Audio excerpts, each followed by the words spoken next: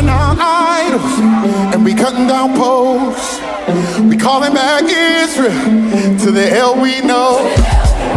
Throwing out crystals, we don't need these stones, and we ain't no gods.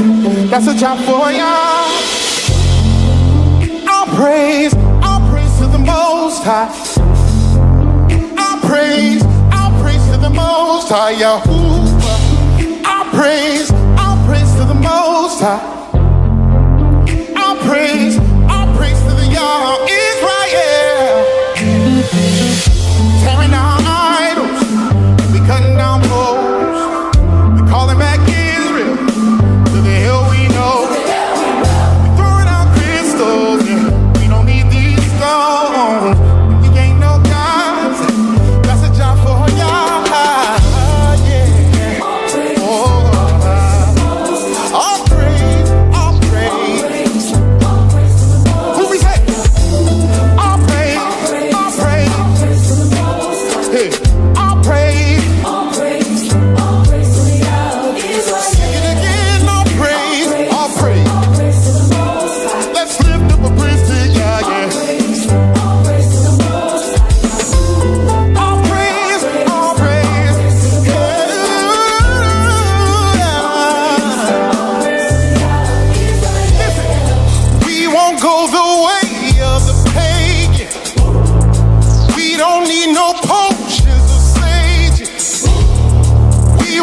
Your word be forsaken, even if we're hated, even if we're hated.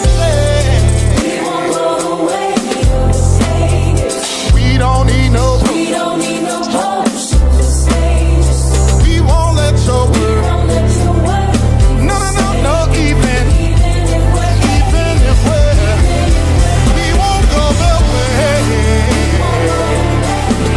We don't need no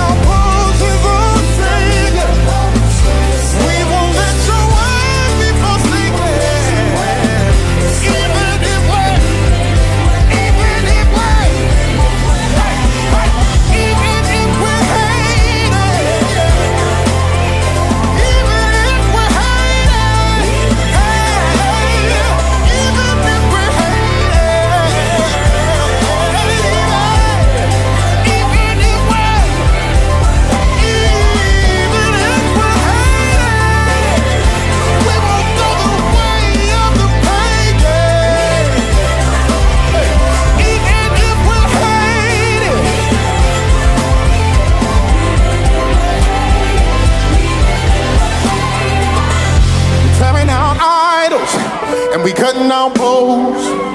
We're calling back Israel to the hell we know. We throwing out crystals, we don't need these stones, and we ain't no gods. That's a job for y'all. Everybody help me say all praise. All praise to the Most High. I can't hear you say all praise to the Most High. All praise. Hey, all praise.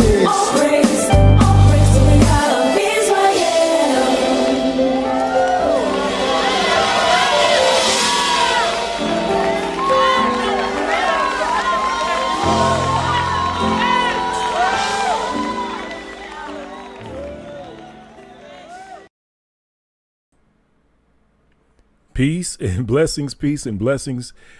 Shalom, family. Hopefully everybody's doing well. I apologize for the late start here, family. Still having a little bit of technical difficulties, but we'll make it through, family. Hey, so as you know, there are some strange things happening, especially when it comes to the object that the world is calling 3i Atlas. There is a spirited debate as to whether or not it is a comet, if it's natural, if it's the most high, if it's something else, if it's alien. I mean, family, they just don't know, right? But the thing I wanted to bring to you, family, is I want to show you is that yes, there is a narrative that they are trying to push very hard that it is a comet. And the reason being that they're trying to push this forward, or let me put it to you this way. the justification for that narrative is suspect. And this is what I'm going to shed light on today, most high willing, and show you how when they push that narrative, they intentionally leave stuff out. They intentionally misrepresent the data. In fact, family, it's one of those things where if they were upfront with everything, if there was no sleight of hand when it came to, giving out this data, I probably, along with many other people, would probably not even give this a second thought. We would have just chalked this up to just being a comment, right?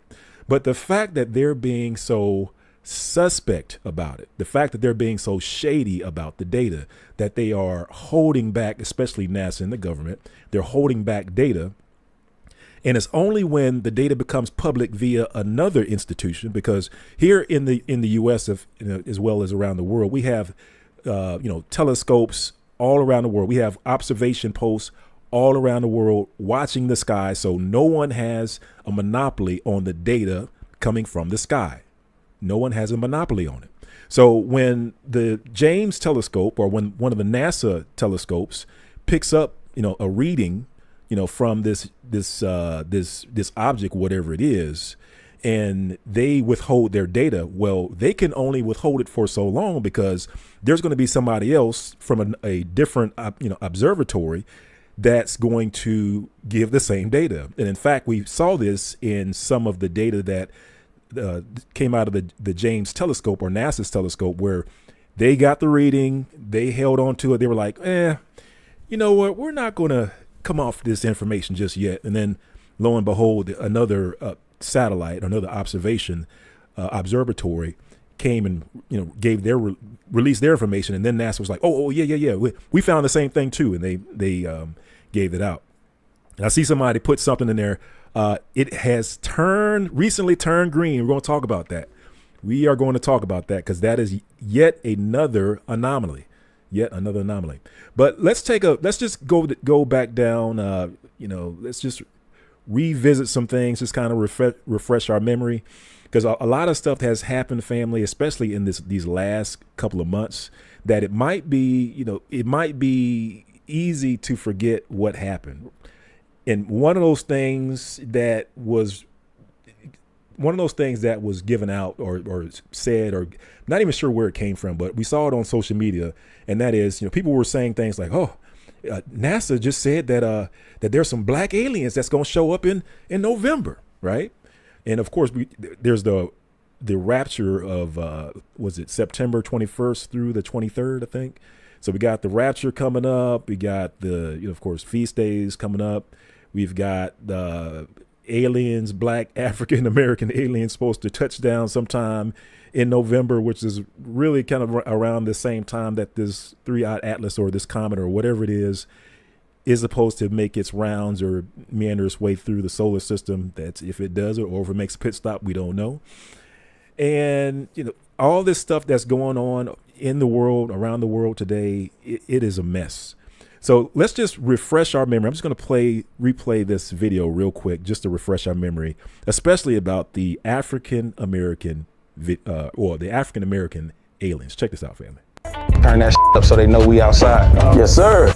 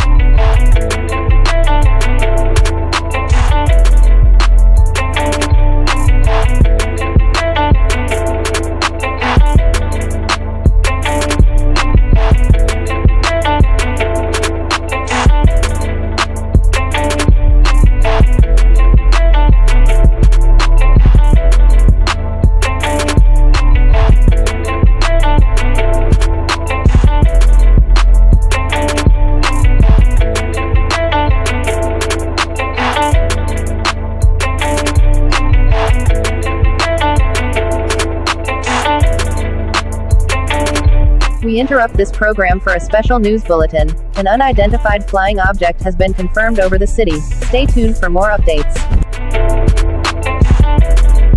Aliens before GTA 6, this shit crazy. Woo! We still gotta pay rent though. They hear y'all. Where them Epstein files at though? We took y'all out of Africa. 400 years. Who the f is Jim Crow? Blow everything up right now.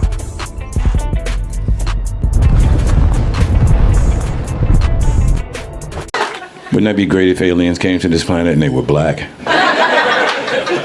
And they got here and they were like, yo, we so happy we found this planet because we left all these black people here. Came to get them. Bring them back home to their home planet. Planet black. But you pronounce it black.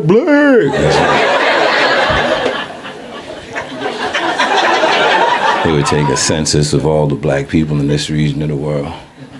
All the black people over here be like, yeah, we want to go back home to the planet black. Go to Africa and talk to the Africans, and the Africans are like, we are going to come as well. Yeah, we are coming with you. We are just... 2 days later, a ship 3 times the size of North America shows up. Nothing on TV for 2 weeks straight except black people rolling up transporters with their suitcases, partying. We leaving. Y'all can't come. Then that last black guy.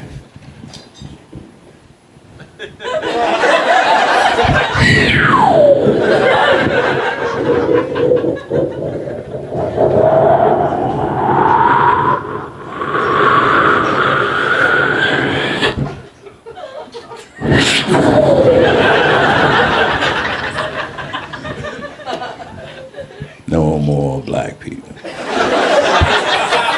on the planet. Fat white girls be crying. Oh, no, get off of me! Deontay! Today in sports, the New York Knicks beat the Boston Celtics 15-13 in an overtime nail-biter. And in tragic sporting news, there will be no NFL. Dear African American aliens, we come in peace. I know it may not seem like it considering the state of the world right now, but you just gotta trust me on that. And look, I didn't name you African American aliens. That was somebody else. I wouldn't just judge you off top like that. So just remember, if there's any anger or aggression, make sure it's directed towards the right people. And actually, I just overheard them people at the student loan offices talking shit about y'all. So just remember where to aim first. And then if it's not too much to ask, I just need y'all to zap a few mother for me. Just a few. And for your troubles, we can hook you up with some good old fried chicken and some of the best earth watermelon you'll probably ever have. Y'all ever heard of a cookout? Just by y'all description, y'all already invited. Just bring some plates. And look, I know y'all existence might not even be real and this whole thing might be fake, but I ain't taking no chances on an alien invasion, especially when we can be on the same side. That's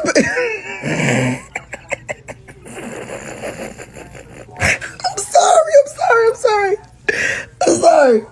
But NASA better get the off. Like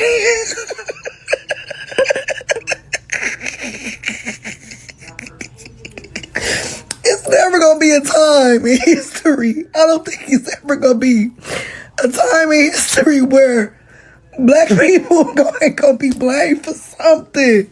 Cause what the you mean the aliens is African American?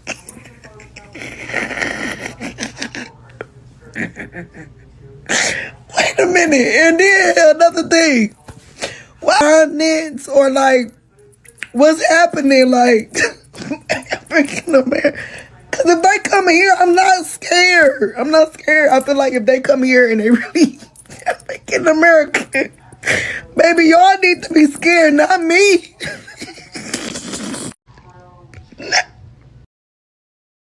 I truly believe that they said that the aliens are African American so that they can start rounding us up when they do that AI switcheroo and show us aliens and came down here. They ain't gonna make me believe that no aliens came down here.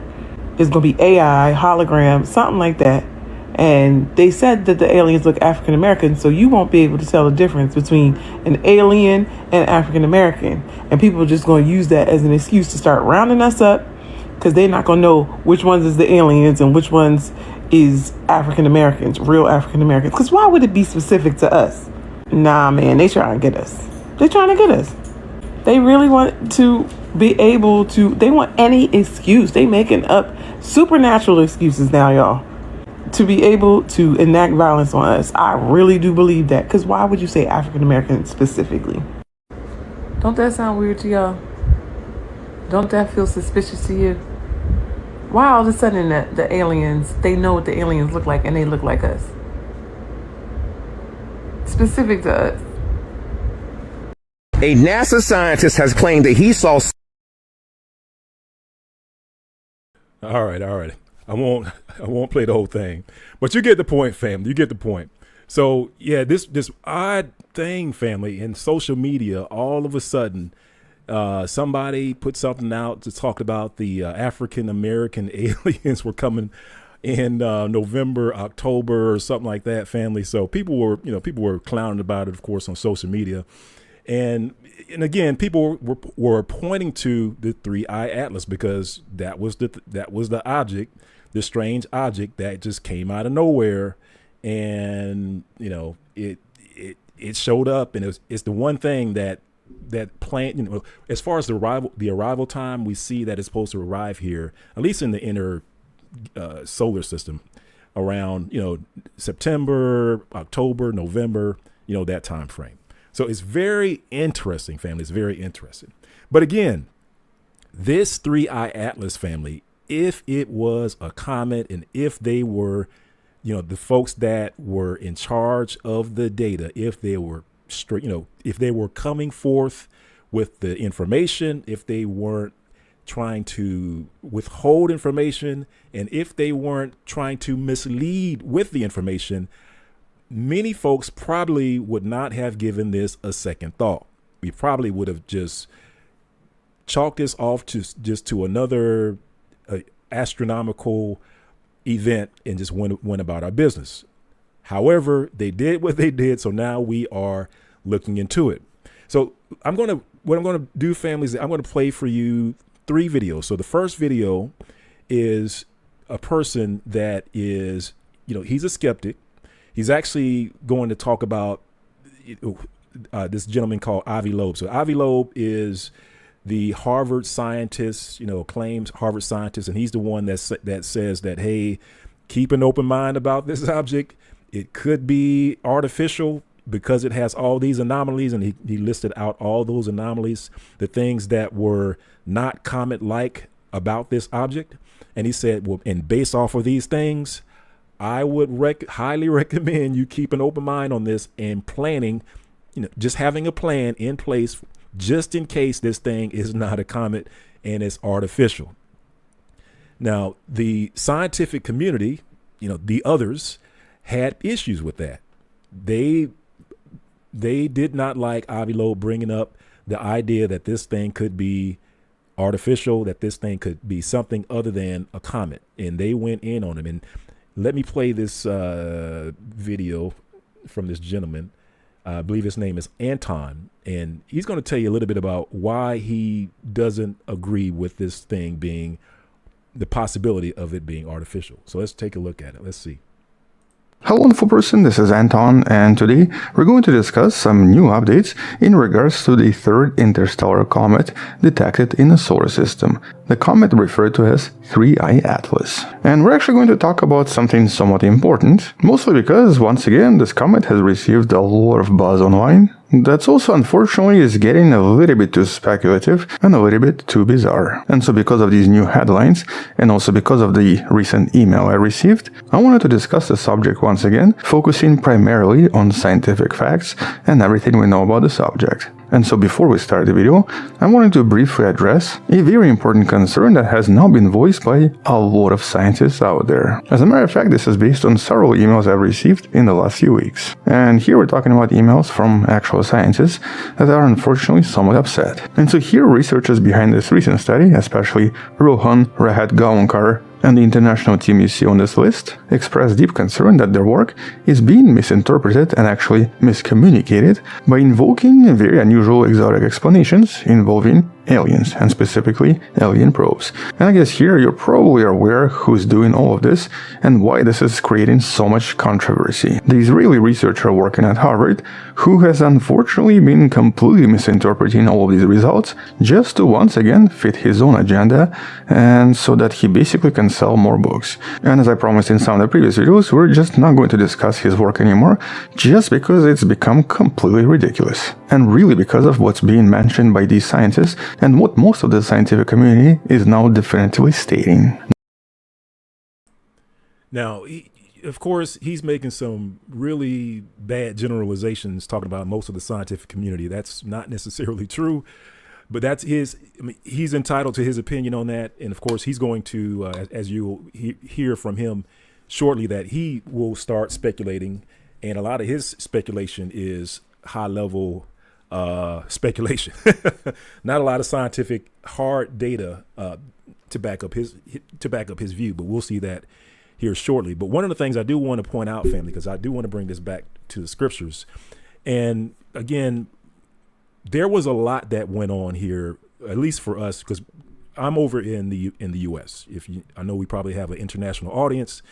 But for the most part, family, so I am here over in the U.S. Over here in the U.S., we had some interesting events that occurred leading up to the 400-year anniversary of our people being here, right? And we won't get into the whole 400 years, how we start the 400 year in 1619 based off of the king's time. And that is the only time, timestamp that we have where we have a prince of Judah here in the U.S. And of course, captivity is reckoned until the time of the king. In other words, we started when the prince goes into captivity, or when a prince comes out of captivity. We have the example in scripture, but that's a different topic for another day. All right, different topic for another day. But one of the things I do want to share with you, family, is just trying to bring all this stuff back together. So we did have multiple eclipses that occurred across the U.S. Now, the sign of the Son of Man, which is the Aleph and the Tav, we have the Messiah says, in the scriptures, it'll say, I am the Alpha and the Omega. However, in Hebrew, it is I am the Aleph and the Tav. And we know that the Aleph and the Tav was that mark was made across the U.S., started in, I believe, was 2017, and it ended in 2024. I believe it's 2024. So 2017, 2024. So this is when the eclipse, it made an X across the U.S. Started from a place called Salem, which is short for Jerusalem, Oregon, and went all the way down into Charleston, South Carolina, which is the main slave port coming into the U.S. 400 years, right? 400 years. And then, of course, we had the one in 2024, which the eclipse started off in Texas in a place called Eagles Point, Texas. I believe I got that correct. No, Eagles Pass. I'm sorry, Eagles Pass, Texas. And that was a pathway that was known for slaves escaping into Mexico for freedom. And then that eclipse went all the way through up to the northeast corner of the U.S., passing over a town called Mars Hill, which is also in the scriptures. And Mars Hill is in the scriptures referring to a people where the apostle Paul, or Shaul, implored the people of Israel to turn back to the Most High.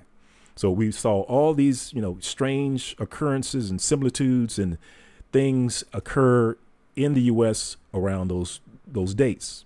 Remember, 2017, 2019, 400 years, and then 2024.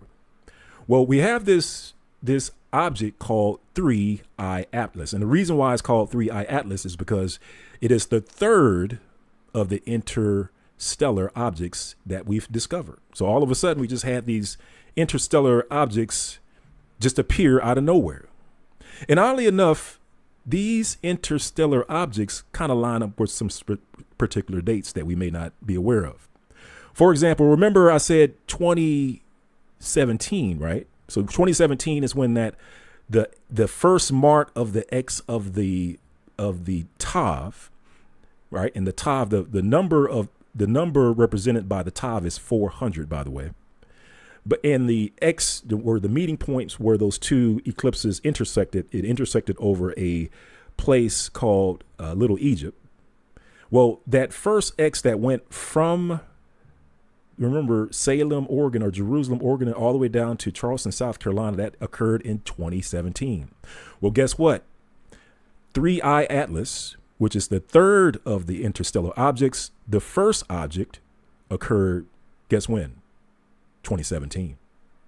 So 2017, when that mark of, some folks considered it a mark of judgment across the U.S., we had this interstellar object appear out of nowhere and race across the solar system, right? So that was in 2017. That was the first interstellar object. Well, guess when the second interstellar object occurred? The second interstellar object occurred in 2019, the 400 years. Again, family, a lot of stuff has happened, and it's easy for us to miss or not understand what's happening, because there are signs all around us, signs occurring all the time. But what I just want you to know is that when these interstellar objects showed up, they showed up on some interesting dates. They showed up in interesting years. So 2017, the first mark of the Tav. 2019, the time of our 400 years. And then, of course, that final mark of the Tav occurred in 2024. So that was last year.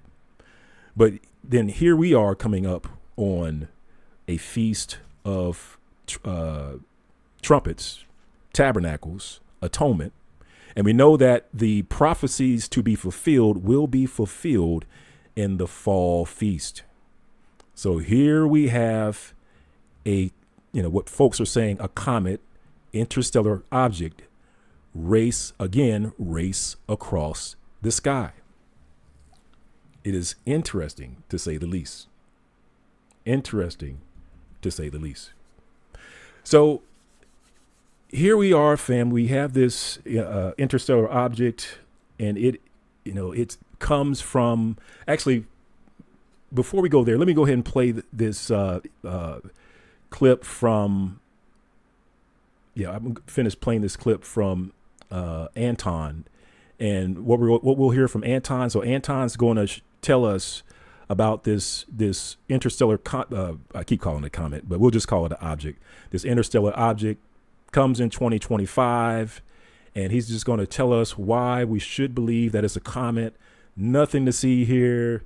We're overemphasizing certain things, blowing things out of proportion. So let's check out Anton about this 3I Atlas. So I just gave you the information about the first two, right? But let's check out the 3I Atlas. So let me go back to Anton. I just want to finish up his part before we go into some of the other interesting facts about 3I Atlas. None of them support or agree with any of these interpretations, especially interpretations that attribute all of these observations to some kind of an alien spacecraft or advanced technology. because in this study and several other studies, the evidence suggests unusual chemical signatures that can be easily explained through natural astrophysical phenomena, and actually present us with some really exciting explanations about different star systems, which is really the primary purpose for most of these studies. It's not for Avi Loeb to sell books or to try to find aliens, it's to actually figure out where this comet is from and what other star systems are like. And so understanding the chemical makeup of this object is already profoundly exciting and does not need to be embellished with some kind of an unsubstantiated claim. Because honestly here, just the science itself is already super exciting. I mean, for astrophysicists. And that's because this object is only the third such object we've ever confirmed, and it's already providing us with a very important discovery into both chemistry and physics of distant stellar systems. And so let's discuss exactly what these new discoveries are, and of course start with a very brief summary of what we know already. So first discovered on July 1st, 2025, this object stood out because it was moving ridiculously fast, over 58 kilometers per second. And so with a very hyperbolic orbit with eccentricity of 6.14, this was the first such object ever seen. This trajectory screamed interstellar visitor. And in the last few weeks, it's actually really because of these very powerful new telescopes that it's become possible to not just track this object, but to accurately analyze its structure, its size, and even its composition, and even discover it in some of the archival data, including telescopes like TESS that apparently have even seen it back in May of 2025, roughly 2 months before the official discovery, with this TESS data suggesting that the comet was already active, even at a distance of 6 astronomical units. And this is one of the more important discoveries because we don't expect comets to be active yet, especially when they're beyond the orbit of Jupiter. And so this very early outgassing, which in most comets happens much closer, suggested that this was a pristine object containing a lot of very specific ices that started to evaporate very quickly. And it actually increased in brightness quite fast, which essentially suggested that it was outgassing or releasing all of this gas much faster than most comets in the solar system. And now, I do have to stop this a few times while he talks, because I just want to point out some certain things that while he's talking, he doesn't really point out that the fact that he's reviewing or he's talking about is an anomaly itself. So one of the things he talked about, family, was the brightness. He said it got bright really fast. That is an anomaly. I believe that like brightness, according to whatever metric they measured out, it's like 1.3 or 1.5. This thing got bright really quick, really fast at like 3.5, and that was unheard of when it comes to what they're calling a comet. So he's just kind of going over the facts, but what he's not doing is acknowledging an anomaly when he does it. So I just want to point that out, that it got bright really, really fast. That was not comet-like. It's not comet-like when it gets bright really, really fast. And then the other thing that he's talked about was that he said that, well, this thing we saw activity on it when it was way, they call it astronomical units. When it's really, really far from the sun, it was active. It had a cloud on it. It was doing stuff. Comets don't get active when it's way out there, where this thing was.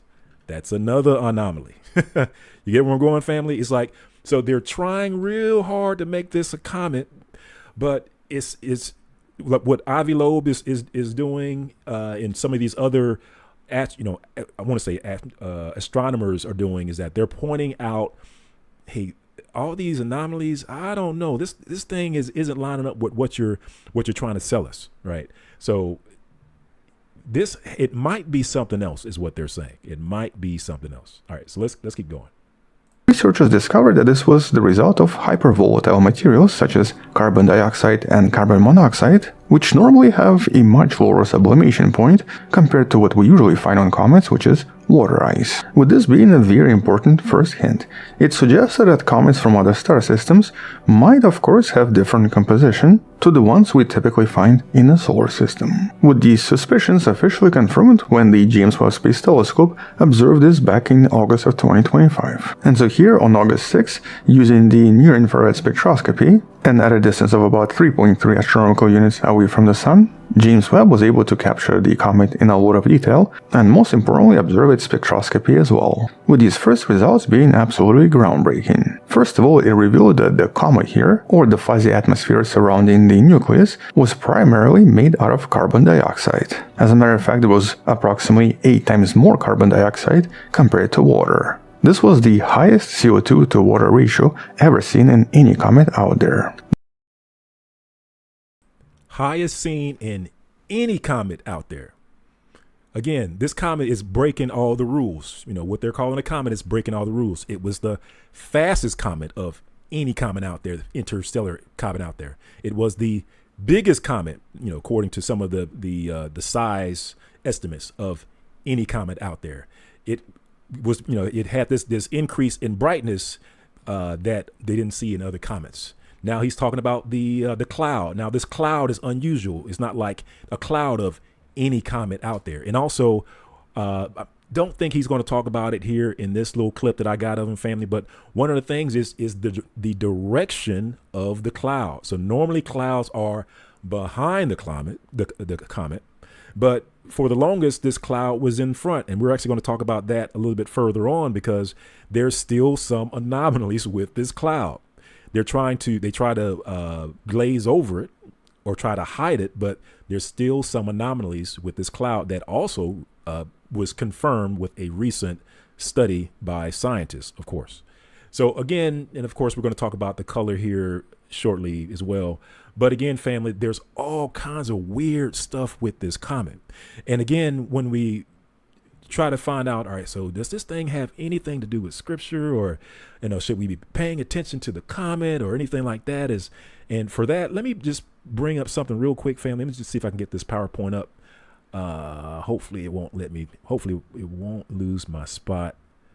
Let me see, I'm at the 5:07 mark. So if I get lost, I could probably just get back to it. So let me see if I can pull up this PowerPoint. All right, there we go. All right, so just to tie this back into scripture and why folks are paying attention. And that is, of course, it has to do with prophecy. It has to do with where do you think, or where do we think we are when it comes to prophecy? So on the prophecy calendar, just like, you know, churches, you know, various churches and various other religious institutions, everybody has a different opinion as to where we are on the prophetic calendar. You can just, that's one thing you can take to the bank, right? So the opinion or the thought that I'm going to give you is just yet another suggestion as to where we are on the prophetic calendar. And for that, I'm going to take you to Luke chapter 21.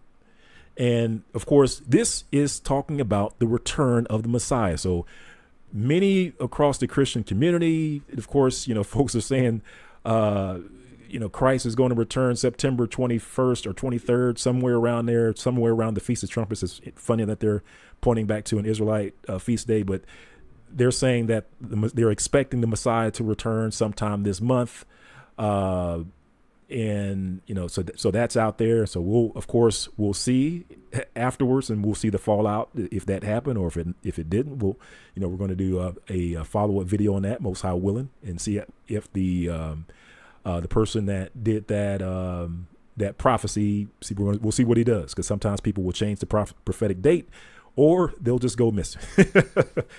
They'll go into hiding. So you'll see what happens out of that.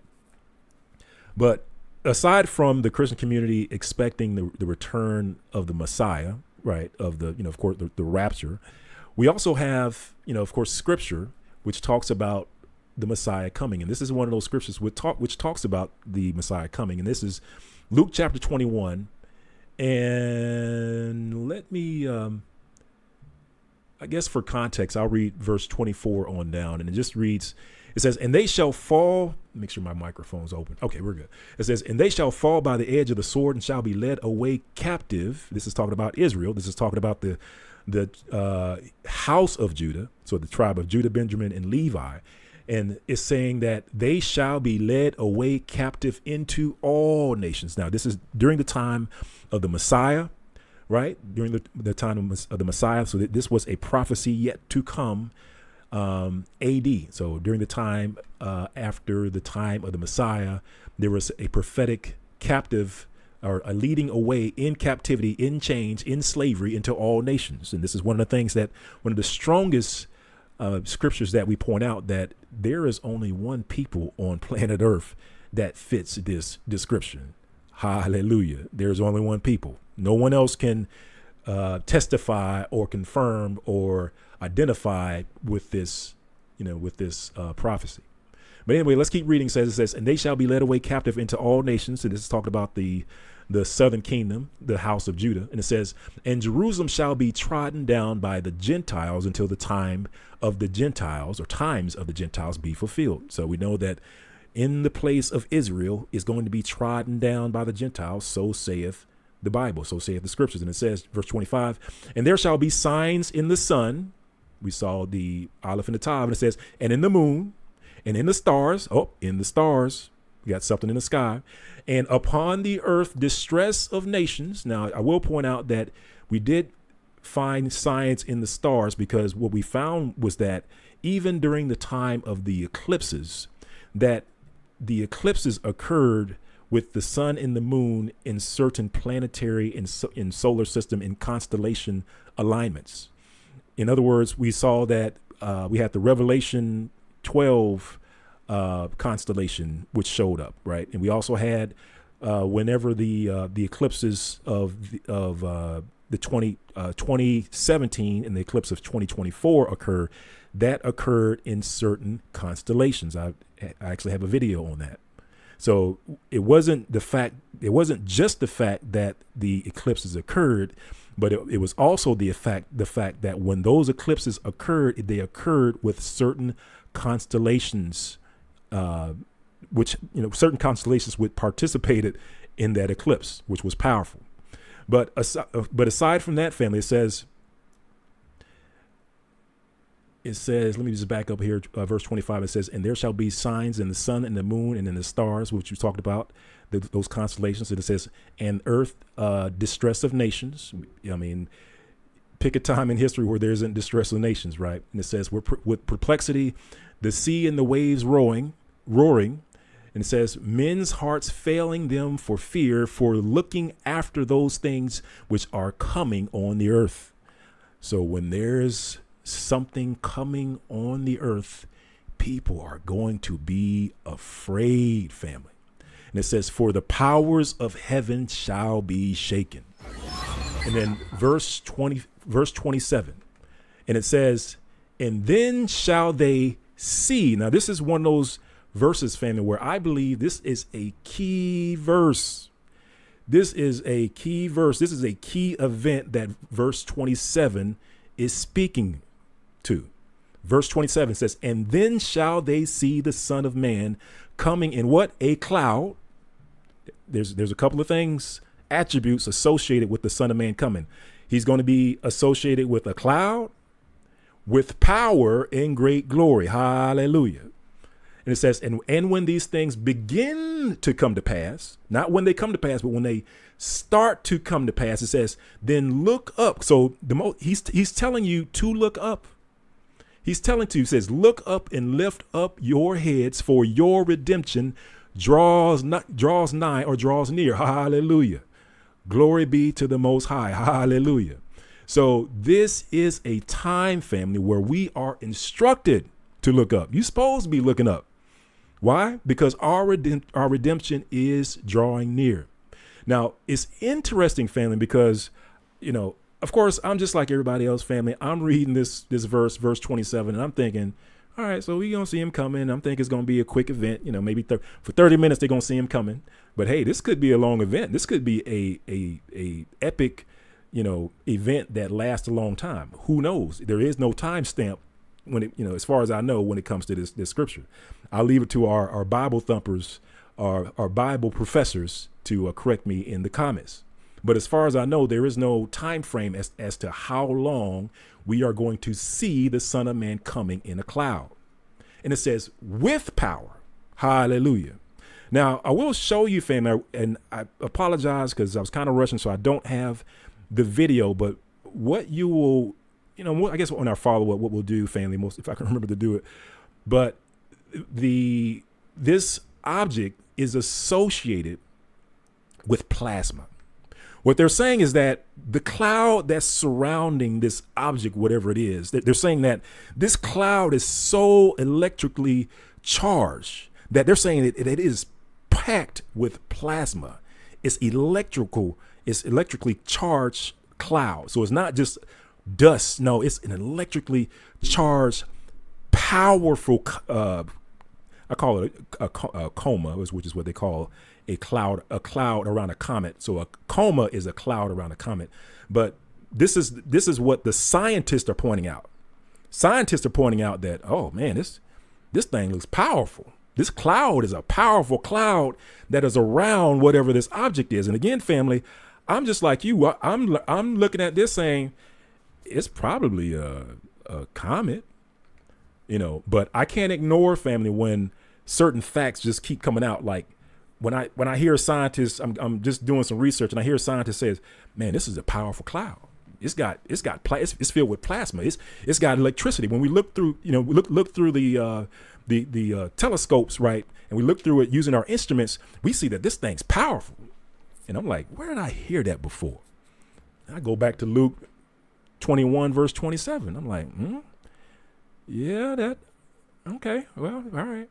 And then of course, when we start talking about colors, and we'll talk about colors here in a minute, as far as like the color of this comet, and it said that this comet is red. Now, red comets, they've seen red comets before, and usually when they've seen a red comet, it's usually looking through a telescope, and they take a picture, using whatever instrument that they're using to take a picture of the stars, and that's how they can tell what color these celestial bodies, these comets are. But I got to tell you, families, that red comets, it's something about the wavelength of the color of the comet is that it's not visible by your naked eye.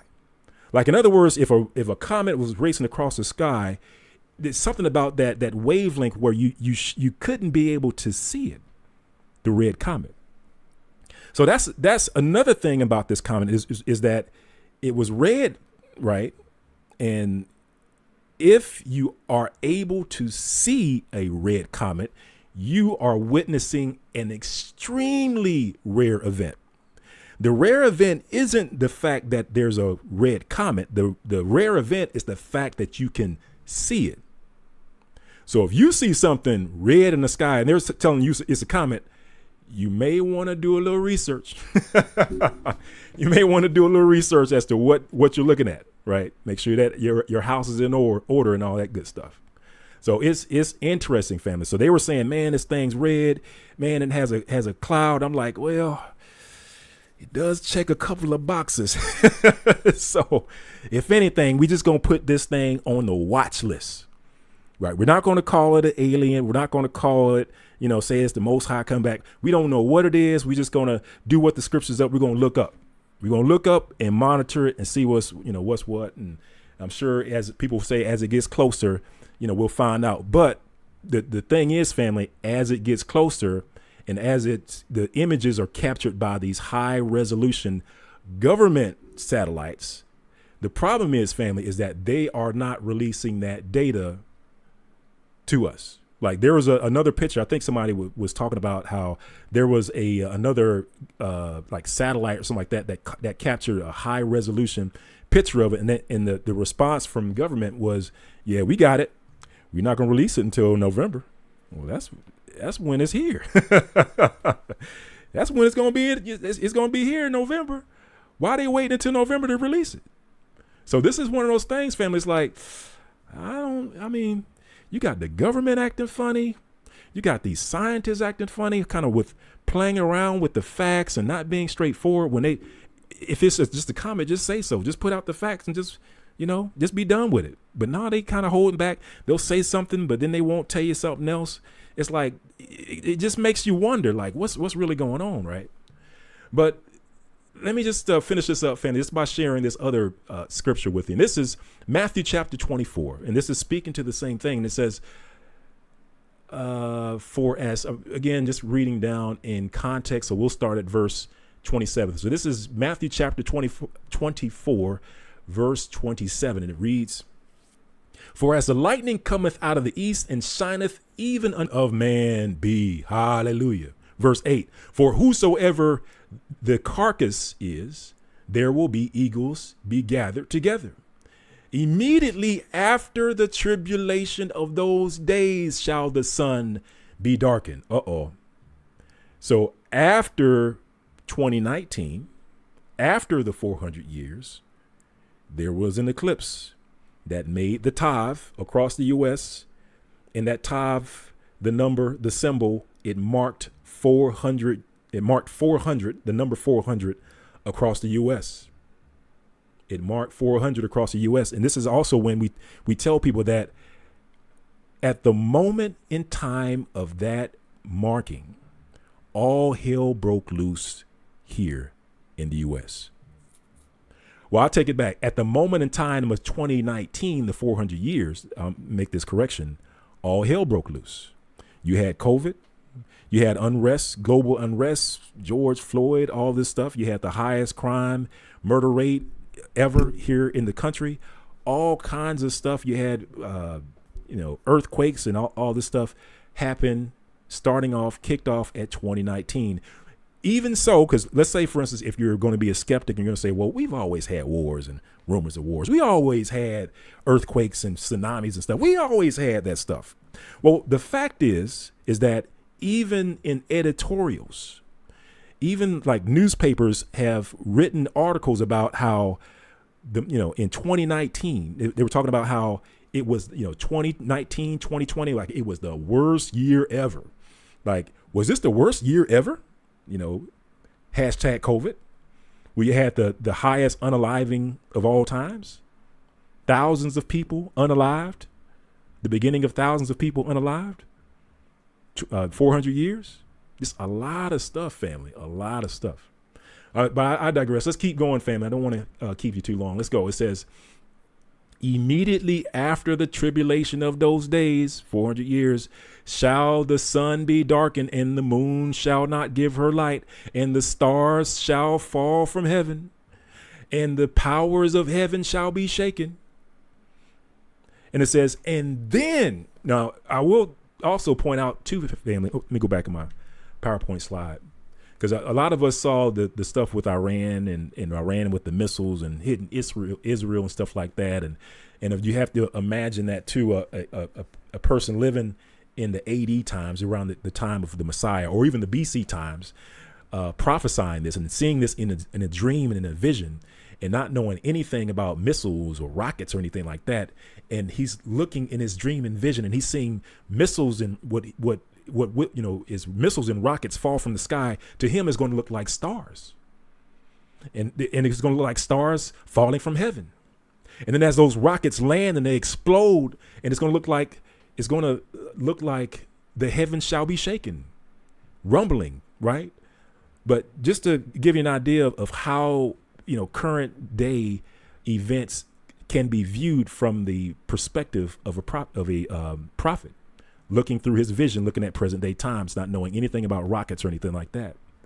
But still, family, it says, and the stars shall fall from heaven, and the powers of heaven shall be shaken. It says, and then shall appear the sign of the Son of Man in heaven. Oh, we talked about that.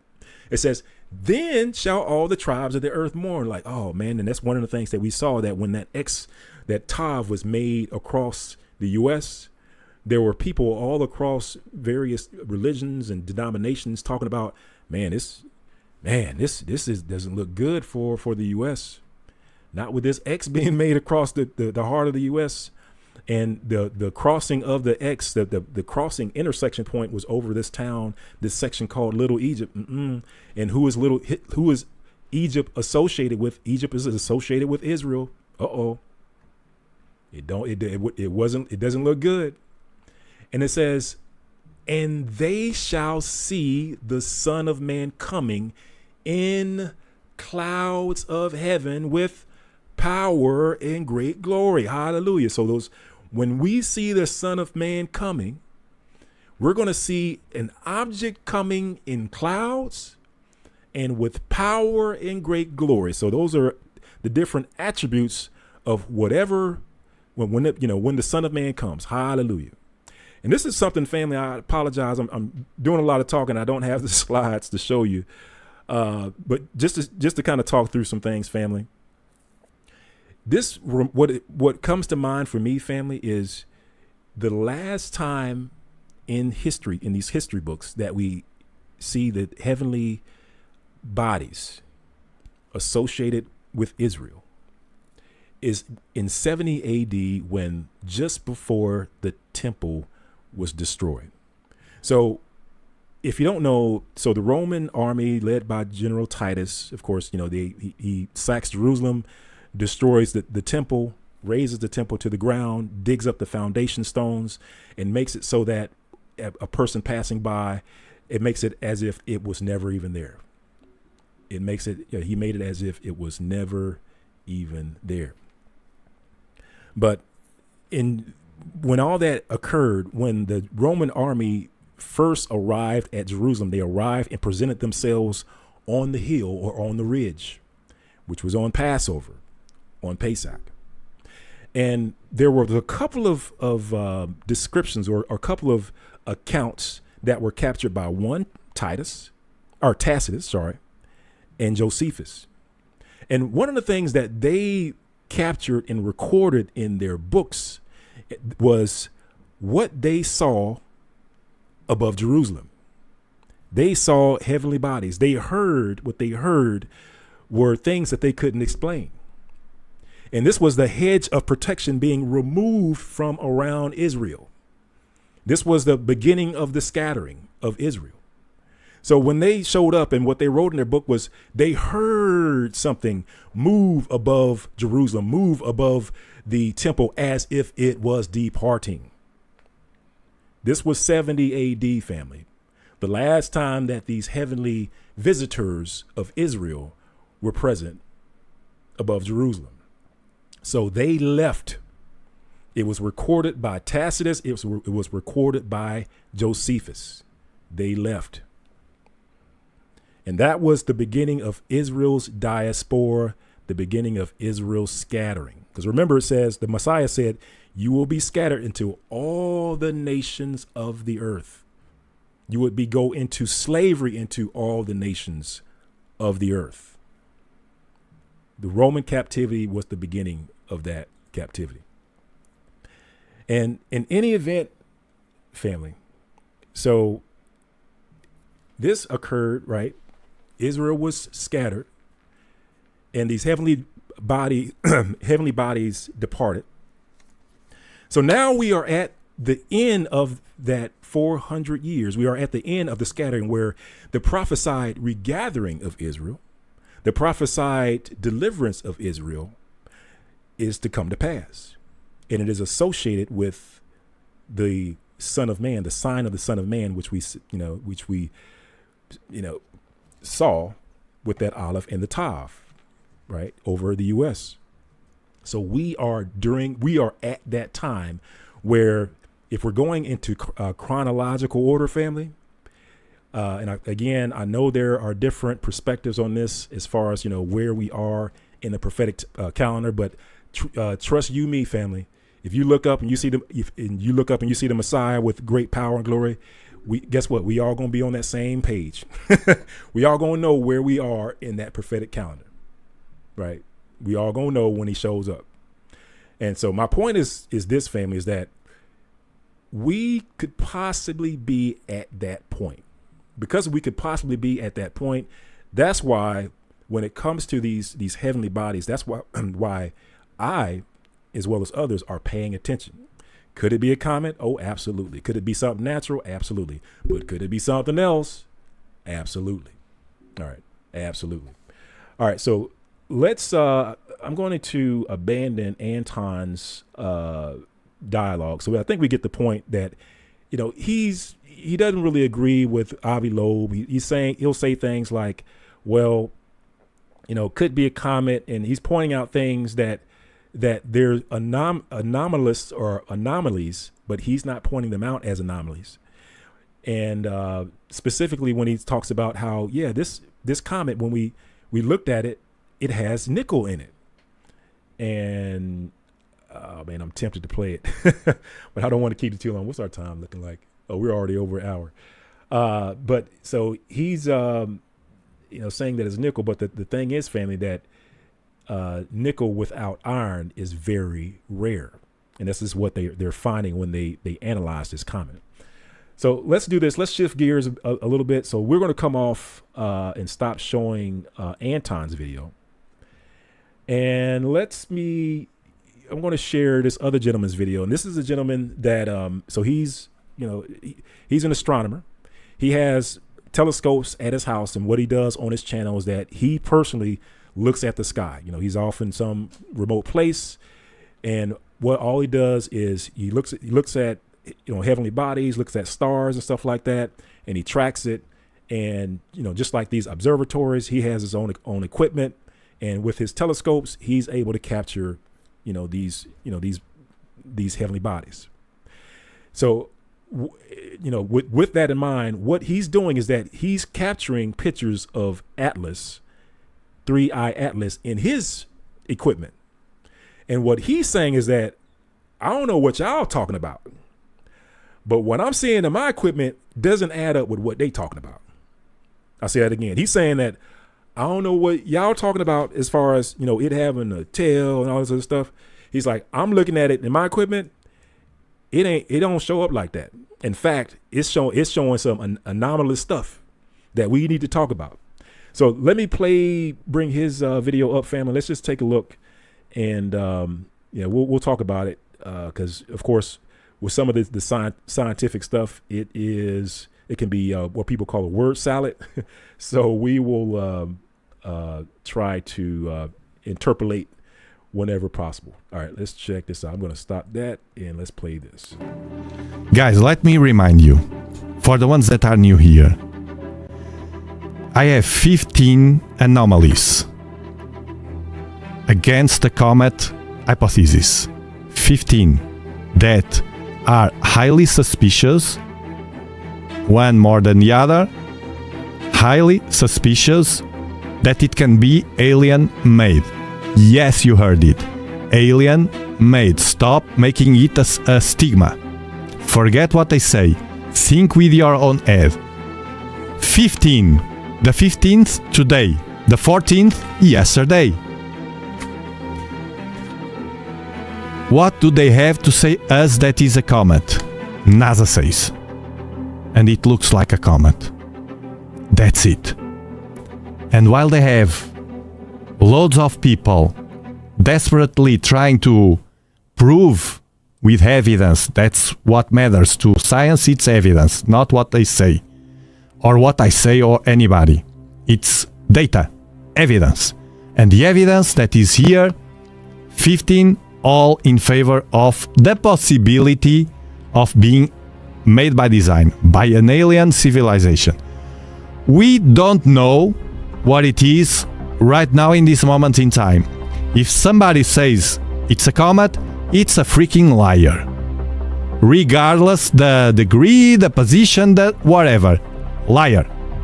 If somebody says it's an alien, liar. We don't know.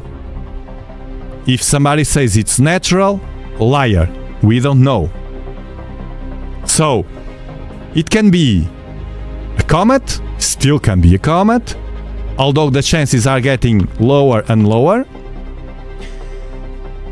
In my opinion, it isn't a comet, clear as water, but we will see. It can be a natural object, not alien. A natural object made by nature, by the universe, but nothing to do with a comet.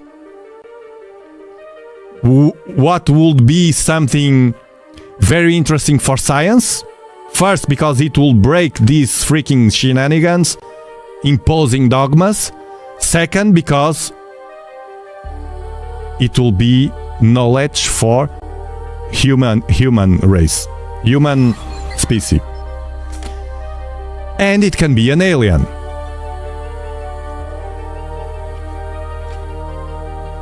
The third interstellar object. First, Oumuamua 2017. Weird. They can't explain. They say it's I have spider net in my mouth. They say it's a dark comet. They pulled this to pitch the comet world. What a dark comet. Because it has an invisible tail. But it has no tail. It's invisible. Eat this.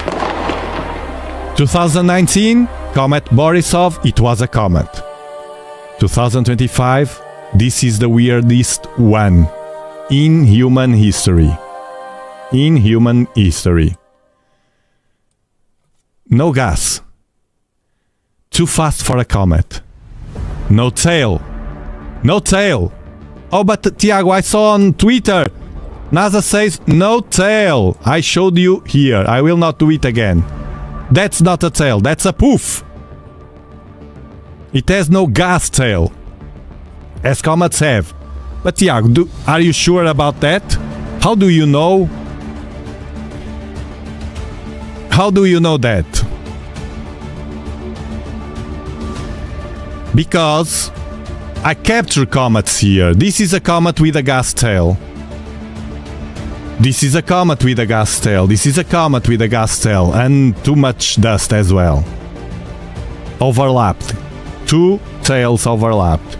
This is a comet with a gas tail. And this, and this, and this, and this, and this, and I have much more. Because it's what I do here. With my telescopes. Yes, I'm a geek of telescopes. It has an anti-tail. It still has. Something is in front of the object, pointing towards the sun, which is not what comets do. They have... He's So I just had to stop it. Just pause it just for a moment, family. So what he's saying is that he watches the skies like all the time. All the time he's watching the skies. All the time he's observing comets. And what he just showed you was his array of comets that he's captured over the years. And he's saying that I know what a comet looks like. This is a comet. This is a comet. This is a comet. This is a comet. And then he brings up 3 hour attitude. He's like, that's not a comet. That's not a tail. Basically, that's not a tail. And then, of course, I know that the picture in the background there is grainy. And one of the things that he says, and I know he also has an accent. So some of the things that he'll say, I may have to just kind of clarify as far as what he's saying. But because he'll say it's a trail, not a tail. And what he means by that is that when the camera captures the comet or whatever it is, it'll capture it in one position. If you can imagine a circle in one position, then it'll capture another picture in another position. And what'll happen is that it won't remove the previous snapshot. It'll leave it in place so that when the second snapshot is taken, the second position of whatever that is, we'll call it a comet for now, it will be overlaid onto that previous picture. So if it's moving, what you'll see is that you'll see it'll kind of look like a line, right? But it's actually multiple circles being captured going into a single direction. So hopefully that makes sense. So and when you have that behavior, it looks like a trail, kind of like if you put your foot down in snow and you drag your foot through the snow, you're making a trail, right? You're making a trail. So that's what these pictures, when he captures it with his telescope, are doing. So he'll say it's a trail, not a tail. All right. So he's saying he's bringing out some interesting stuff that we're going to talk about in a few minutes. And one of the things he's talking about is he's like it doesn't have a tail per se. He said it's a poof. So basically there is something being pushed back, because basically even Avi Loeb was saying that it has that big gas cloud of CO2, right, around that object. It has a big gas CO2. And what Avi Loeb was saying was like, when the sun's pressure presses up against that, it's going to blow some of that back. And that's what people think that they're seeing, is that they're seeing some of that CO2 being blown back. And it's people saying, see, it has a tail. See, that's a tail. And what he's saying is like, no, that's not a typical comet tail. It doesn't look like that. And remember, one of the first anomalies that they found out or discovered about this comet was that it had a sun-facing tail. In other words, there was something pointing towards, away from it towards the sun, which was very odd. Like comets don't do that. I think they call it like an anti-facing tail or something like that, right? And so that is odd. And what he's pointing out is something that we're going to review, most high willing, before we get off here, and that is it's still doing it.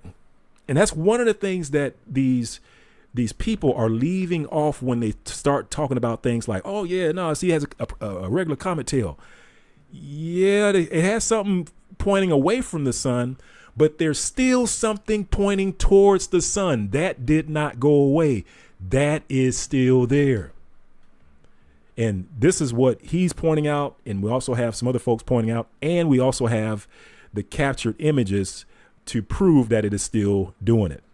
So this is yet another anomaly that, folks are either they're glazing over, they're leaving out or leaving off whenever they start talking about, it has a tail and stuff like that. So, all right, let's keep going, family. The tail behind, and it has since the beginning. They don't know what is it. It is on the ecliptic plane. What a coincidence to send something right in the ecliptic plane. The ecliptic plane is like the plane of the galaxy, where the planets are around the sun. They are not like they are like this, all in a more or less in the same plane. What a coincidence, and how convenient it is, if it is an alien, to send in that direction so you can check 3 planets at a row. While Oumuamua checked Mercury and the Earth without us to notice, very close, this one will pass through Venus, Mars and Jupiter. Very close. The chances of that distance, less than 1 astronomical unit, the distance from the Earth to the Sun, to happen are 0.005%. Very low. And very weird. And very weird as well, the Sagittarius constellation, the place where it came from. Why is that, Tiago? What has... Yep, and I see there's some excellent comments in the chat, Sister Ivan David Tooks, to the point where, these heathens, there's no telling what they could be trying to usher in. Like, literally, family, remember when they actually saw this thing, it was literally the same day that they did that red heifer sacrifice over in Israel. That was on July the 1st. That's when they saw it. Of course, after they saw it, it was like, oh, wait, let me go back and check some of the older telescope images to see if it was captured in there, and they saw it in some of the older images. But they did not notice it until July the 1st when they made that sacrifice over in Jerusalem. And of course, if the people of the book aren't making that sacrifice, what are they doing? Who are they? What are they trying to usher in? Remember, is it the Antichrist? What? We don't know. We do not know. So I echo the same sentiments I hear in the I see in the chat. Definitely want to pray up. Make sure you fast and get involved in these feast days if you can. If you can't do it, can't join an assembly, do is best as you can, at home, right? But because it is a sign, right? Just like the moon and the moon and the sun are signs, right? And what a sign is we know what a sign is as you're driving down the street. Everybody can see the sign, right? You're driving down the street. The sign, that sign could be for a specific people or person. However, everyone driving past the sign can see it. But that sign is only for a specific person or people. Same with the Shabbat. I know we're going off rails, fam. I just got to put this out there. Just like that sign, on that expressway sign that tells you to exit off in 2.2 miles, that is the same sign of the Shabbat. These feast days are Shabbat. So that, remember, the Most High said there's a sign between me and you, right? So how we know we down with each other is this sign of this Shabbat, or this sign of these feast days. That's our bond. That's our sign. So I'm just putting that out there, just throwing that out there. But anyway, let's keep going. Let's see what our brother what he has to say. Sagittarius constellation. That direction is the direction of the core of our galaxy, where everything is very compact and we can't see with telescopes because it is full of dust, stars, stuff, space stuff, and more. It's the same region where we sent Voyager 1 in 1977. Yes, Voyager 1, the farthest away from the Earth that humans have in space. It's in that direction, with a golden plate with our location. Where we send Voyager 1 in 1977. Oh yeah, send it. And it's the same place where in 1977 we received the WOW signal. You know the WOW signal, that the only radio signal that we received on history, recorded. It came from that region as well. Isn't it weird? It is. Does it prove it's an alien spaceship? No. Yeah, but he's pointing out some facts. He's saying, yeah, well, that's the center of the galaxy where this thing came from. That's also where, because it's kind of funny when you think about these things. The U.S. sent these satellites out into the Milky Way galaxy, and they sent it to the center of the galaxy, right? So they send it off. Back when we were little ones, when we were kids, they were sending these things off. We had no idea what we just thought that was cool. It's like, oh, cool. They're sending out a spaceship out into the galaxy, trying to search for aliens. And so they send this thing out. And then what he's saying is that, well, when we sent that thing out, a couple of weird things happened. One was the only time where we heard a radio signal, in space, or received a radio signal from space. It was from the direction that we sent that Voyager ship to, or I guess you can call it a satellite or whatever it is, sent it to, which was the center of the Milky Way galaxy. And then all of a sudden, this object comes screaming out of the darkness, and it comes from that same direction. And that's why he's saying, well, we did send something out there. And now something came back. And it came back all weird with all these weird attributes that don't really look like a comet. It's trying to act like one, but it don't really look like one. So he's just pointing some things out like, I don't know.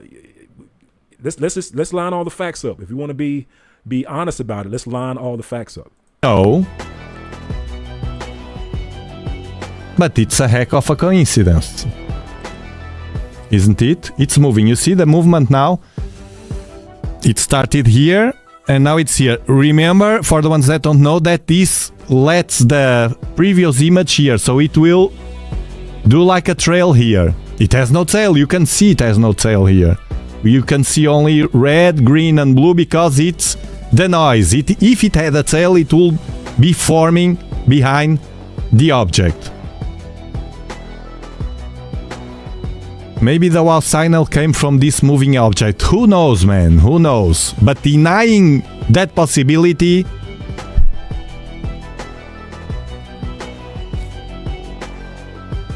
it's too bright for a comet. Too bright for a comet. Not talking about the fluctuations of light it had when it was more than when it was at 4.1 more or less astronomical units from us. They detected at least two fluctuations of light that weren't supposed to happen. Maybe I need to put this one. Well, I don't need. I have too many already. Less than 0.5 astronomical units from each planet. Venus, Mars and Jupiter. Hide it behind the sun. The place when he will going to do the perihelion. The perihelion is the closest approach to the sun. The short. Yeah, and I know he's basically, family, what he's doing, he's going through his list of anomalies about this object. And of course, one of the things he talked about was actually one of the things that Avi Loeb talked about, and that is the brightness of it. Because Avi Loeb was like, hey, this thing's too bright. If you're saying this is a comet and it's way out there, that thing is really bright. It's brighter than any comet that we've seen, right? And so, of course, they tried to reason, come up with different reasons why it was so bright. First, they were saying that, well, it's because of the one of the things that they put forward was like, they said that it's either because it's large, it's very large, because this is one of the things that Avi Loeb said. It was like, well, if you're saying that it's natural, then this object has to be enormous. It has to be like 40 miles wide, like twice as large as Manhattan. Or they said that the surface of this object is highly reflective, like a mirror. Those were the two hypotheses, because of course it's all a guess, family, because when it comes to the end of the day it's all a guess. But those were the two guesses that they put forward. Why? Because it was too bright to be a comet. So that, just want to point out that was another major anomaly that was pointed out. Distance that this object will be from the sun. It will be hidden from us. We will not see it. It's behind the sun. But it's the moment that it can make that maneuvers, as we do when we want to slingshot probes, taking benefit from the gravity of the large planets, as we did in 77 with the Voyagers 1 and 2. They sent the 2 because we had a planetary alignment that was very a good advantage to reduce the time of the trip of the Voyager 1 and 2 journey, and also fuel. Very rare. It was censored by NASA. Yes, it was. It was, and I explain you why, and you with common sense will understand. James Webb Space Telescope captured images. They said that they would release those images only in November. We are in September. But that is censoring, because this is public interest. This is nothing, it can be China. No. This is something interstellar, and all of us know that 100%. By its trajectory, by its path. It has an eccentricity of 6. It's very straightforward. It bends a bit because of the gravity of the sun, but it's very straight line. It comes from outer space, from out of our galaxy. And they censored the images. Then, by surprise, recently, Sphere X Observatory released their images, saying that it is full of carbon dioxide, and bam, James Webb, by surprise, the day after, released those images. A bit crappy, not all the images, I suppose, they have much more, but the ones that would fit a confirmation of the CO2, which is not a good confirmation for mainstream, because, at least their narrative, because it's another anomaly. It has too much CO2 for the water it has. Comets don't have that much CO2 for that tiny amount of water it has that was detected.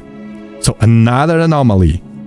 And the stronger one right now, to me, that is, it has iron without, it has nickel without iron. That's not what a comet has, and that's not a natural element. The nickel without iron, it's an alloy that is made on Earth by design. So it can be, it's a possibility, we don't know, but it can be that iron, that nickel without iron, is something made by design by another civilization. Why not? This is so big, isn't it? It's common sense, man. Why do they smash our common sense? Yeah, and that was a big one too, family. So whenever they said that they discovered it was nickel without iron, that was major, because that, again, that was one of those things that they hadn't seen before, right? They had not seen before. And of course, I don't want to call them naysayers, but I guess the guys that were against this idea that this thing was anything but a comet, they would put forth arguments saying, well, we've had comets with nickel before.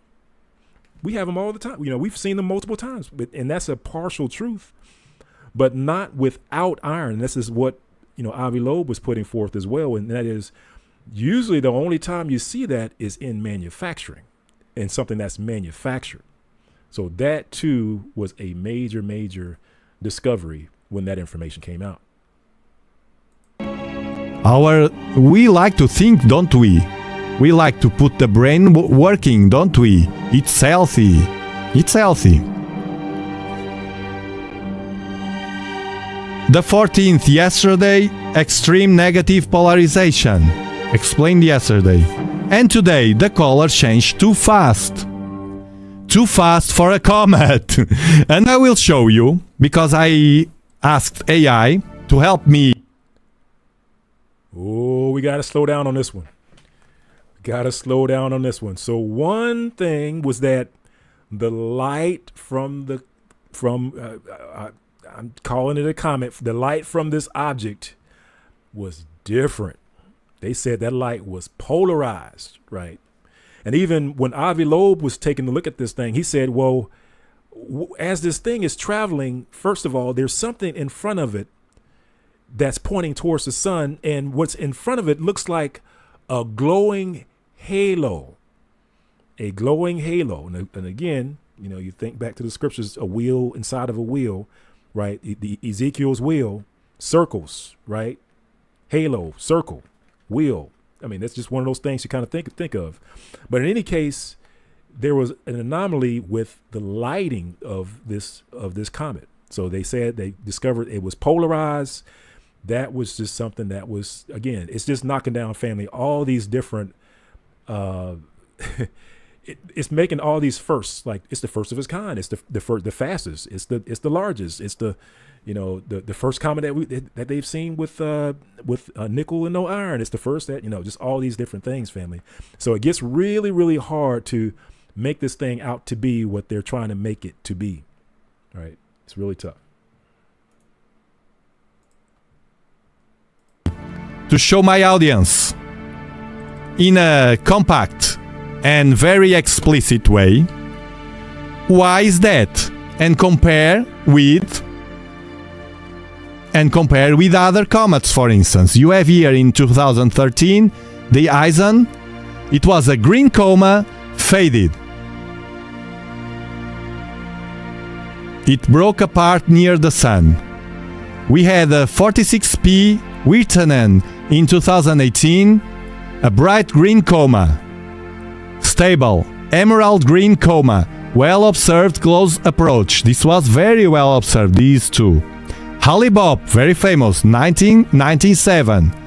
Coma, reddish tail. Very bright classic comet with stable green coma. So this is all the standard. We had Borisov, the second one, interstellar. Green coma, stable.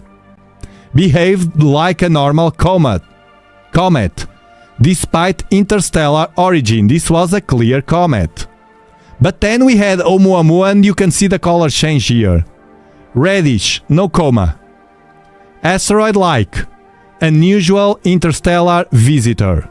And then you have even reddier. Welcome, Michael. Welcome. Yep. So it is interesting, family. I don't know if you caught it or not, but as you look on the screen, you can see that there's a couple of different colors.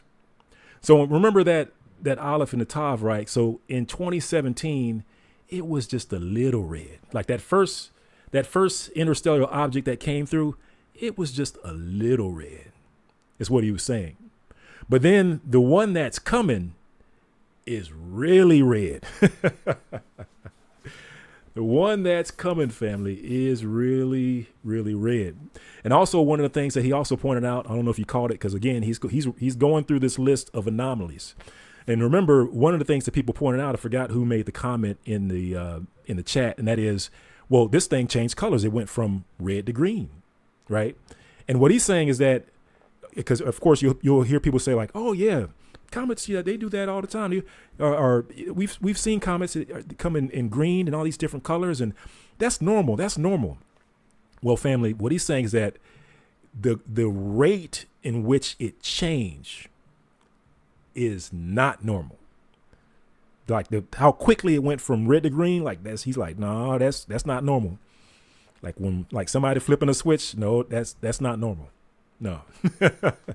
So again, it's just all kinds of interesting things. And also, like I said, I didn't capture his whole feed because I didn't want to. It would take too long to go through his his explanation. But one of the things that he also talked about in talking about the oh, hang on a second, family. Yep, I got it. I'm sorry, family. Multitasking. But yep, so he was talking about the like the reddish and the green colors of the comet and how it occurred so quickly, and how that is not a normal thing to happen. Not a normal thing to happen, family.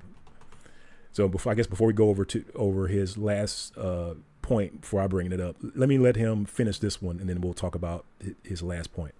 Because like I said, I didn't want to capture the whole thing. I just wanted to capture part of it. So let me play this, and then we'll talk about that one thing. Thank you so much.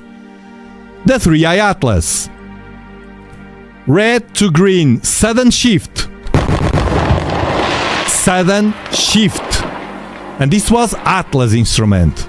The same instrument that those whose pictures were used on social and mainstream media to manipulate all of us, trying to pitch us the comet narrative. And guess what? They faked it. So, but the information is there, accessible to other scientists that are working on that. Not all scientists use the mainstream tricks and shady tricks to trick us. Not all, man. There's many people there that are very good people and that want to us the best. Cows. CN plus nickel. Unusual chemistry. Stability. While the others were stable, even Oumuamua, highly variable. Highly variable. First interstellar comet with drastic color shift. This is information from the study. This is information. Oh, sorry, I had my mic open, so hopefully you didn't hear double. But yeah, family, so the first interstellar comet with drastic color shift. So again, it's talking about first. It's talking about first. And again, like I was saying before, family, I don't want to go through the whole thing, family, but a little bit later on, he does talk about how, again, like I said, he's capturing these images, these pictures of the comet real time on his telescope. And on his telescope, he said, he was like, yeah, I can see the color vaguely on the telescope, on the equipment that I have. But he's saying one of his comments that he made before he got off, and that was, it looks like it might have turned back red. So we will have to wait and see if that is true and if that's picked up by other observatories. But he just he was just saying that just looking at it through his instruments, that it looked like it may have turned back red. So anyway, we'll have to wait and see. Let me see if I can fast forward this just to. From this study. A photometry study of the interstellar object 3i Atlas with the Atlas instrument.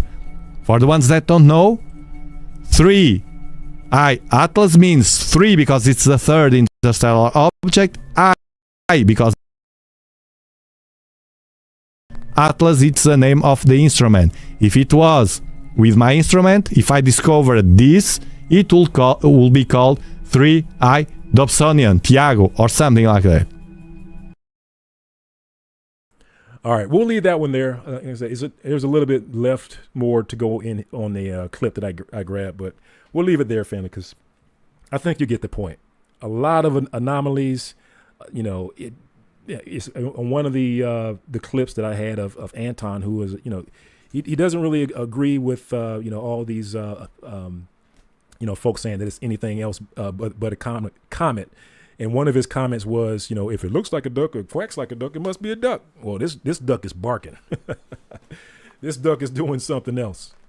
All right. Well, last thing, family, let's, I just want to play a little bit from this video about the polarization of the light, just to let you know that the light on this thing is different.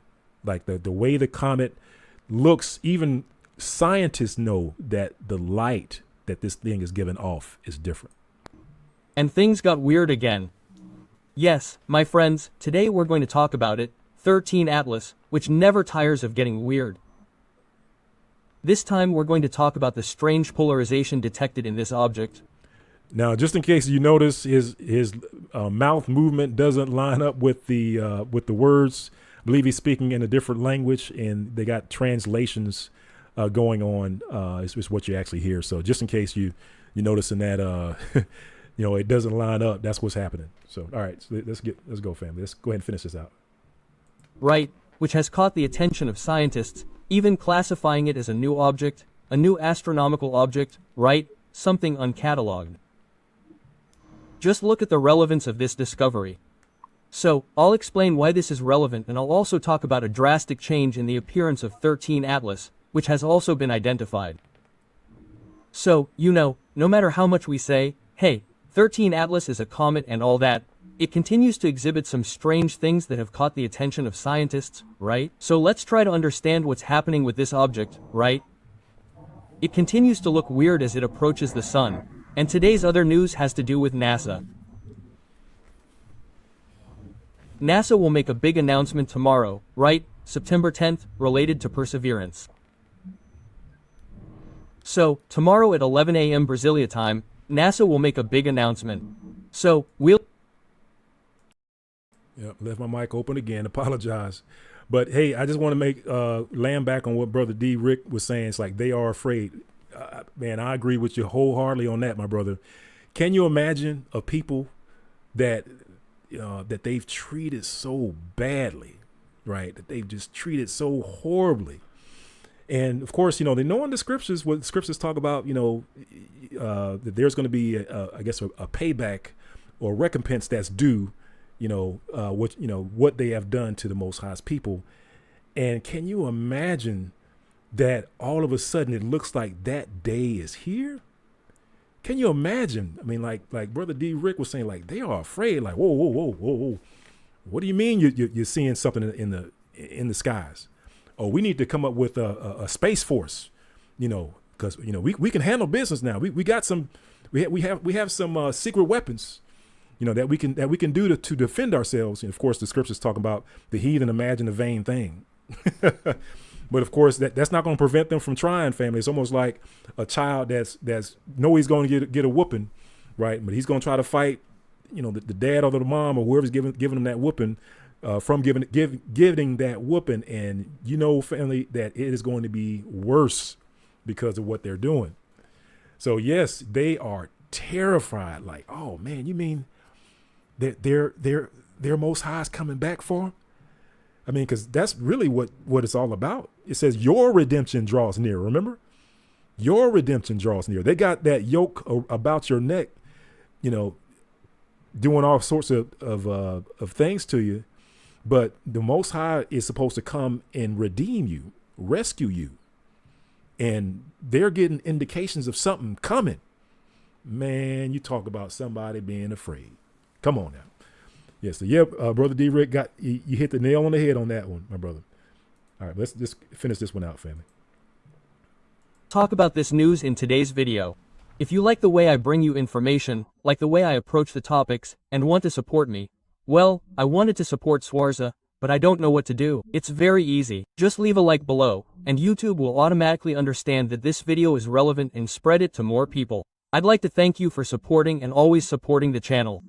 By the way, speaking of support, thanks to you, I'm in the top 10 of the Preemie Best, in the science category. I'm right up there with the pack, Pedro Los, Celsus Akon, Pirula. And if you want to see me in the top 3, just vote for Shazes. The link is down here in the description, right? Well, can we make it to the top 3? Well, it'll depend on you, right? If you think I deserve to be in the top 3, just vote for Sharza, at the link below in the description. Okay, everyone, now let's talk about him, about 13 atlases. Oh, some people say, oh, I can't take it anymore, right? The 13 atlases topic is overdone.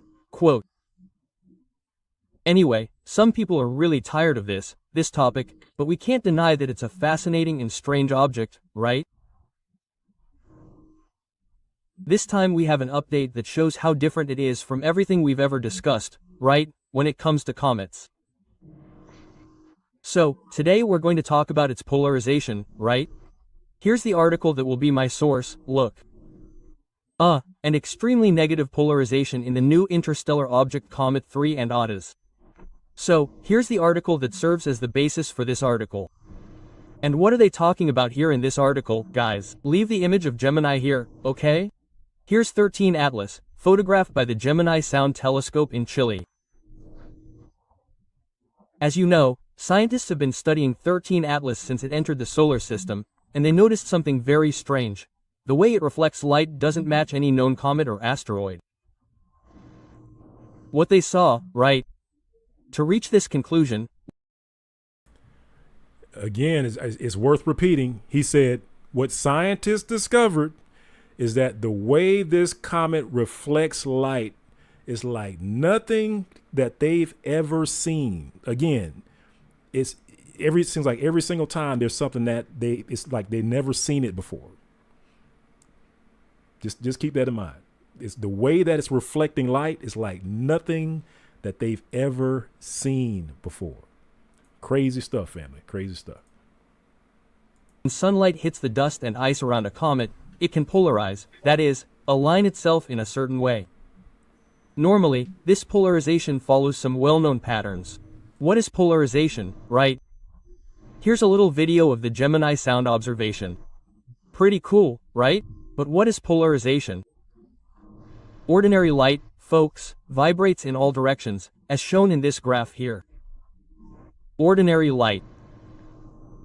And we have polarized light, which vibrates in only one direction. An example I can give you is polarized sunglasses. You've probably heard of polarized sunglasses, right? It prevents very strong reflections from reaching your eye and damaging your retina. And how does it do that? Imagine there's a grid in the lens, right? And only one beam of light enters, right? One direction of light into your eye. Those other messy ones, right? Diodes don't enter. It protects you from that. So you end up having protection against very strong reflections and everything else. So, that's why it's polarized. It captures only one wave of light that's going in a single direction, that's vibrating in a single direction. So this is polarized, a beam of light that vibrates in a single direction and not in all directions, like ordinary light. So that's it. 13 Atlas has a much stronger effect, unlike anything we've ever seen, right? In comets, asteroids, everything else, right? Its light was negatively polarized at record levels, right? Which is minus 2.7. This has never been observed before, right? So it has a light, right? Hyperdonated, right? Very strange, negative, right? Minus 2.7. So we have, right, some explanations here. Here's the article, right? Everything here, all the scientists' research, here's the measurement. So we have some possible explanations. I'll say first, there's the range of natural explanations and the range of artificial explanations. Let's start with the artificial ones, which I'm talking about here, of a supposed alien origin. Yep. So I don't know if I'm gonna play this whole thing, but family, you get the point where, you know, they see that this thing is different, it's even reflecting light different, and they just can't explain it. And of course, Well, they're going to try to explain it. I'll take it back. They're going to try to explain it. One of the possibilities, because I think at least with this paper, this scientist, they're at least leaving open the possibility that this could be, what they call an alien, right? Something that's not from here, right? Something that's from there, out there somewhere. And that was one of their hypotheses, right? That they're coming out with. But in any case, family, that thing is different. It is acting different. And again, so it's one of those things where they're just going to keep an eye on it, family. That's really all that we could do. We could just keep an eye on it. And just to reiterate, I have no idea what it is. I have no idea what it is. Just like everybody else, I'm just watching and just paying attention to the information that's coming out.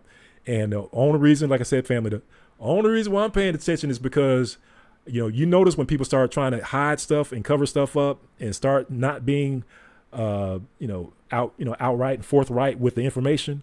That's why I started paying attention, because they started appearing as though they were hiding information. They were forcing this thing to be a comet when everything else appeared that it wasn't a comet. Much appreciated for the super chat. Thank you, family. Truly appreciate it. So this thing is crazy. And so what I want to leave you with, family, let me pull this up. And I'm going to pull up my PowerPoint slide. I'm going to pull that back up. So let me see if I can get this working. There we go. All right. So let me also advance my slide. So what I want to show you, family, is remember what I was telling you about the tail. So, of course, what's in the news now is like, oh, yeah, it has a tail now. And what I showed you was that this gentleman that has his own setup, he has his own telescopes. And when he's looking at it, he's like, it's not a tail. It's not like it's not a regular comet tail. He called it a poof. It's like, it's something, but it's not a regular comet tail is what he's saying. And he also said that it still has the object that is in front of it pointing towards the sun. In other words, it's still pointing towards the sun. It still has another small tail pointing towards the sun, which is highly unusual, especially with the comet being as close as it is today to the sun. Like, that shouldn't be happening. And to that point, there was another, of course, they're doing all these observations with these telescopes and observatories and things like that. And this is a picture of the comet, or what they're calling a comet, or we'll just call it an object. And what you're looking at, so this is, hopefully you can see my mouse. There you go. Like, this is the comet, right? Or this is the object, whatever the object that they're calling. And what you notice are what's coming out in this picture, like it's actually traveling from left to right. It's traveling from left to right, heading towards the sun. But what you notice is there's this feature that's in front of it. And so what this is a couple of things. One is, this is confirmation of what Professor Avi Loeb was saying, in that when he said that when he looked at some of the images, he noticed that there was a halo, a glowing halo in front of it. He's like, there's light in front of it. What is it? And so this is confirmation, scientific confirmation of what he saw. So when they took a look at, using this instrument, they also saw that there was something in front of it, right? A tail, this is like a cross section or a view of the tail that is in front of the comet. And of course, scientists doing what they're doing. Much appreciated. Thank you for the super chat. Toda Rabbi. Thank you. Much appreciated. And like I was saying, family, on the, on this cross section, what you see is that when they saw this in their instruments, and they were trying to figure it out because it was defying all logic. It was defying all, everything that they knew about a comet, that this thing would have something in front of it, a glowing halo in front of it. And what they came up with it was like, well, there must be a narrow stream of dust shooting out in front of it, causing this this blob of dust to collect in front of it. And so that's what you're seeing. Of course, it's all a hypothesis. They're all guessing, because you don't see the stream in these pictures. You don't see it. You don't even see a light blue stream in these pictures going from the main body to whatever that is in front of it. Could be a chariot. Oh, much appreciated, Mr. Soulful. Peace and blessings, my brother. Oh, shalom, shalom. Hopefully all is well with you, my brother. Much love to your family. So this, family, is scientific proof that it still has a tail in front of it. It still has this anomaly. Can't say that fast too many times. As far as like the tail pointing towards the sun. So just want to make sure you are aware of that like, family, this thing is just checking all the boxes of this thing being a just something odd. We don't know what it is. And like I said, just going back to the scripture, is like, and then shall they see the Son of Man coming. Like, we don't know what that is. That's like, just it's ambiguous as far as I know. Yeah, unless you all, hey family, if you're out there and you have some other books that you want to share with Ms. Prakov, definitely I'm inviting you to put it in the chat, put it in the comments, maybe because those of us aren't aware of, when they say it, when the scriptures say that, then shall they see the Son of Man coming, like, is there any information to, any scriptures or books that help give some clarity as far as what that event actually looks like? Because it could be anything. Right. It could be anything. So that's it, family. Just like I said, just wanted to share that with you, bring you up to speed, just let you know that everything, a lot of the stuff that you're hearing about them saying that, oh, it's a comet, oh, it's just regular ice and water. No, family, this thing is still being different. Actually it's being more different because it just changed colors. It just changed colors. And I forgot the gentleman's name, but like he said, it was like, and it changed colors quick. Like, that was even the way it's changing colors, family, is different than anything they saw. Now, I got to tell you, family, when it comes to Israel, and I guess I keep saying we're going to end with this. Let's end with this, family. Israel, just like a football team, family, and of course football season starts. I'm so happy, family, because I'm a big football fan. Was just at a football game this past Sunday. But anyway, each football team has their team colors, or each basketball team has their team colors. Like, any team has their team colors. And one of the things I pointed out was that Israel has its team colors. It is the colors that the Most High gave, right? When the Most High was building out the tabernacle, the Most High had his colors laid out. If you all remember, it was gold, blue, purple, and scarlet. Gold, blue, purple, and scarlet. Gold, blue, purple, and scarlet. And then occasionally there was a color that was also associated with royalty that was a part of it, and that was green. That was green. So, and what I would encourage you all to do is to go and see what the scriptures talk about when it talks about the Messiah wearing green. So red and green. That's your homework. Go and look at the scriptures up about the Messiah in red, and also look at the scriptures of the Messiah in green. So that's the homework. Just throwing that out there. All right. Well, hey, peace and blessings. I know it's late, family. Sorry to keep you up so late. So hopefully you can get some rest. And we'll follow up on this, family, and we'll see what's going on. Most High willing. Peace and blessings. Thank you, D Rich. Thank you. Shalom. Really appreciate it. All right. All right, family. Well, again, we'll talk to you later. Thank you again for all those who continue to support. Greatly appreciated, family. Definitely feel free to give a thumbs up, a like, share the video if you can, comment, all that good stuff, family. Of course, that helps all the algorithms. I always forget to mention that stuff. Subscribe if you want to subscribe. And if you want to support, you can support via Patreon. I will put that link in the description, as well as I do have some books out there. So feel free to check those out if you want. And Always much appreciated. Love you, family. And with that, I bid you shalom. Enjoy the rest of your evening and definitely get some rest. Peace and blessings.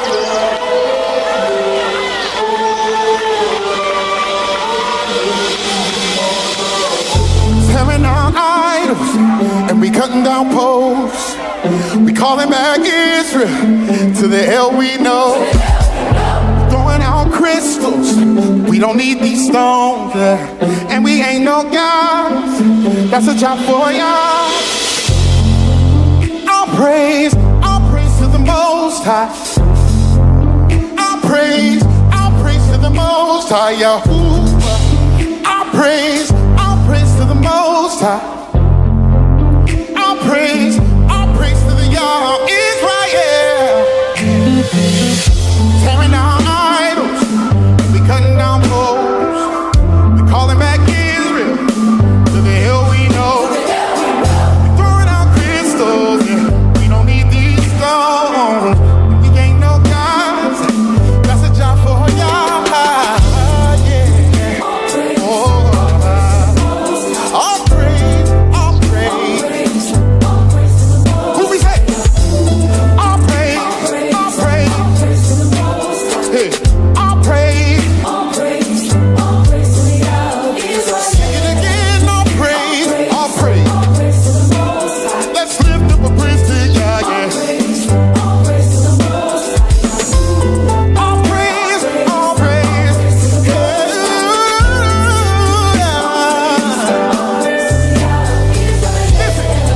We won't go the way of the pagan. We don't need no potions or sages. We won't let your word be forsaken. Even if we're hated,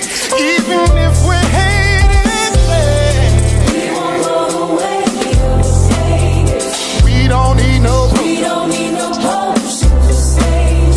We won't let your word. No, even if we're, we won't go the way. We don't need no potions or saviors. We won't let your word be forsaken. Even if we're, hated.